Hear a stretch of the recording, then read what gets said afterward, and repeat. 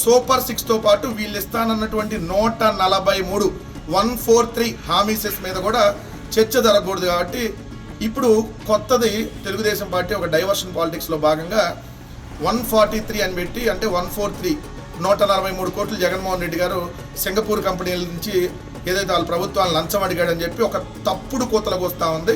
వాళ్ళ ఇష్టం వచ్చినట్టుగా తప్పుడు మాటలు మాట్లాడుతూ ఉంది. వీళ్ళకి అలవాటే అదానీ దగ్గర లంచం అడిగాడని, తీసుకున్నాడని, వీళ్ళ దగ్గరని. ఎందుకంటే ఇలా బతుకంతా అంతే కదా. వీళ్ళు తీసుకునేది చంద్రబాబు నాయుడు బతుకు గురించి రామారావు గారు స్వయంగా చెప్పారు.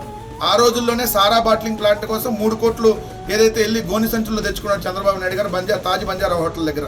ఏదైతే పశువు కంటే హీనము, గాంధీని చంపినటువంటి గాడ్సే కంటే నీచుడు నా అల్లుడు చంద్రబాబు నాయుడు అని స్వయంగా ఏదైతే పిల్లనిచ్చినటువంటి మావ రామారావు గారే చెప్పారు.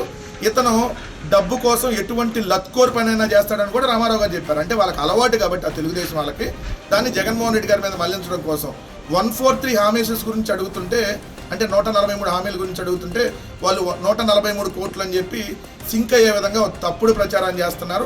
సింగపూర్ ప్రభుత్వంతో అసలు రాష్ట్ర ప్రభుత్వం ఎప్పుడూ ఒప్పందం కుదుర్చుకోలేదు. దీన్ని ఒకదాన్ని తీసుకొని వచ్చి డైవర్ట్ చేసేటటువంటి కార్యక్రమం చేస్తూ ఉన్నాడు.